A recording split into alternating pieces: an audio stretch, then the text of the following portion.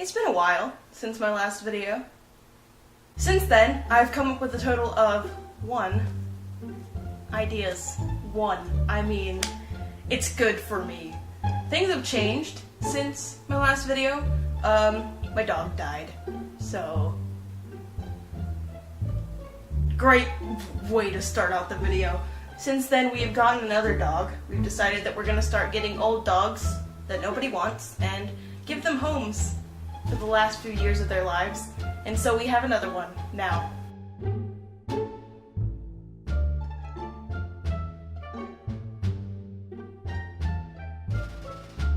So yeah, that's a thing. So I am here today to share some of my childhood stories with you that are particularly strange looking back on them. So I mean, I guess let's just dive right in. You know what I'm saying? Dive! This first story is about a pet. When I was little, my first real pet really was a red fish. A red betta fish we got from Walmart, I believe. And I loved this fish, and I didn't understand at the time that you can't pet fish. So naturally, I kept petting him. Needless to say, he died. I don't know exactly how long I had him, but it was not the average life of a fish because he died pretty soon after we got him because I just kept petting him and taking him out, and I shouldn't have done that. So naturally, my child self goes to the store, gets another redfish, and calls it Redfish 2. And I basically ignored the fact that I committed murder. I loved Redfish 2. Redfish 2 was great. I didn't kill him. I don't know how long he survived, but I did not kill him. He died of natural causes. Speaking of pets I had when I was a child, there was this one day that I walked outside into my backyard, and do you know those little, they're like toy houses that little kids have? They're like plastic, it's like little tykes or something. Anyway, I'll show you a picture if I could find one right here. That's the house I had as a kid. It was in my backyard, it was great, I loved it. And one day I walked outside, and on the windowsill, there was a severed lizard's tail twitching as they do. So I picked it up and I kept it as a pet. Naturally. I love that lizard's tail. I don't think I ever named it, but I do know that I thought it was a live lizard, and I tried to keep it as a pet. You know, I looked up what it ate, what lizards ate, and I tried to feed it. Needless to say, it stopped moving after about an hour and a half, and I think I just threw it into my backyard and forgot about it. But I tried to keep a severed body part of a lizard as a pet. You know, I found a lot of things in my backyard as a kid. I mean, there was this one time I got, you know the big snails? They're not like little snails, but they're like maybe this big as a quarter. And I found one time and I kept it. I named it Zoe, after Zoe 101. I loved Zoe 101. And I kept it for a solid, I think, week. In fact, and it kept crusting over, so eventually I had to set it free because I thought it was killing it. But I loved that snail. I'd never seen one that big. So I was shocked, because I thought they were all really small, but they weren't. So I kept a pet snail named Zoe from my backyard, and I loved her. That's not really a weird story, it's just a fond memory of my pet snail. I fed her. She ate lettuce and cucumbers, and I took good care of her, but she did not like me, I'm guessing. I mean, what kind of snail would like a human? I mean, I kept touching her. My hands were salty, you know?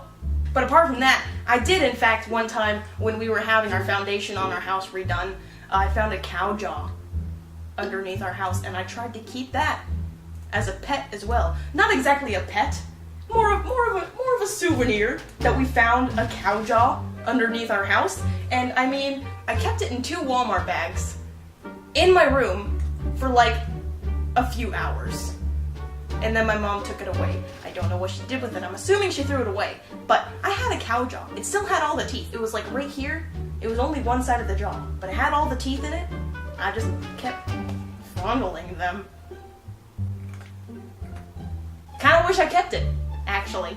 I mean, I feel like if I had it today, I would have it somewhere out here on the wall. But my cow jaw got thrown away. There was the summer I discovered magic wasn't real.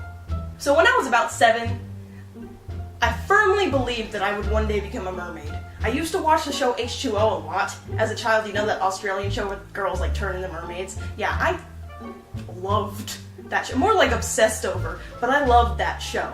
And I, with all of my little 7-year-old heart, wanted to be a mermaid. I thought that whenever I jumped into the water at the pool down the block from my house, I would just sprout a tail, and it would be great. You know, I made music videos in my head to like Miranda Cosgrove songs of me swimming in that pool as a mermaid. It never happened, obviously, but I could dream, okay?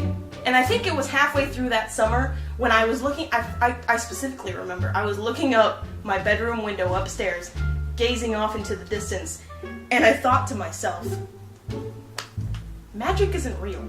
So naturally, I turned to witchcraft.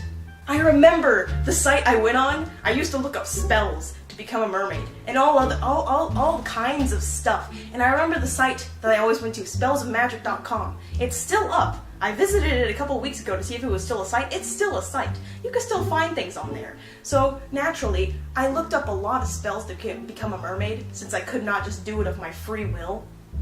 And I still remember one of them. Insouciant and clemency, redoubtable mediocrity, make me what I wish to be a mermaid, which is one which is all give this power to me. And you had to say that like 9 times while you were touching water, and you had to have an amulet with a mermaid tail on it.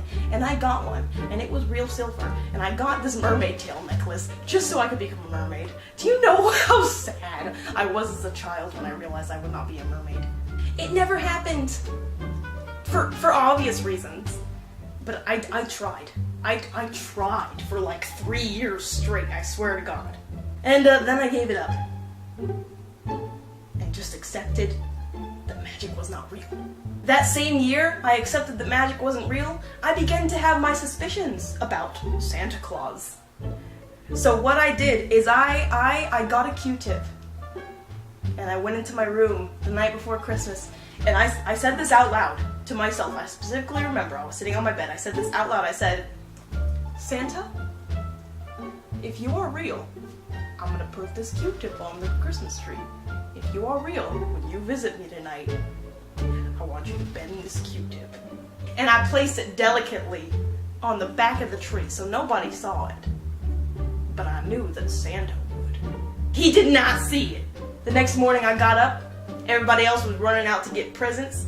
I went right to the back of that Christmas tree. I picked up the Q-tip. It was not even slightly dented. It laid straight, just how I placed it, on the exact same branches that I placed it on. It did not move a single inch. And that's when I accepted that Santa Claus was fake. Even as a child, I was logical. Bill Nye would be proud of me. This is kind of going back in time since this happened, but I believe it was also 2007. A lot of things in my life happened in 2007. But what happened in 2007 was I loved potatoes. Even then.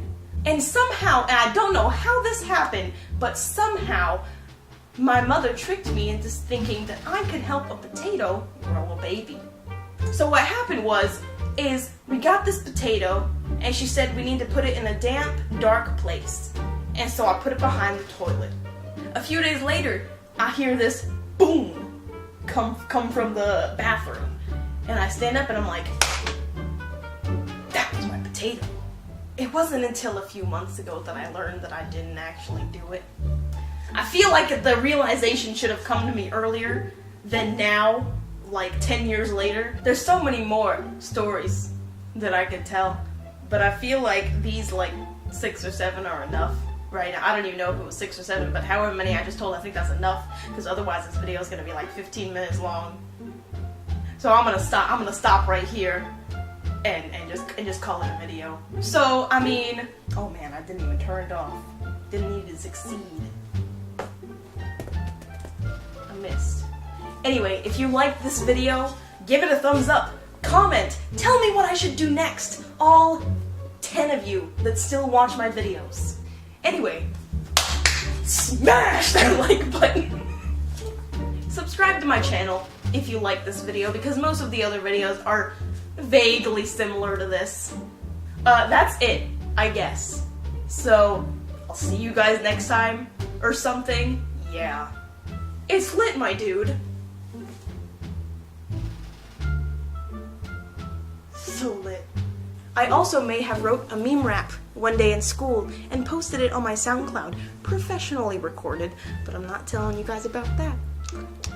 Catch me out in these streets, spreading memes like disease. Thank you, Papa Elf. Can I have another, please? It's so lit up in here!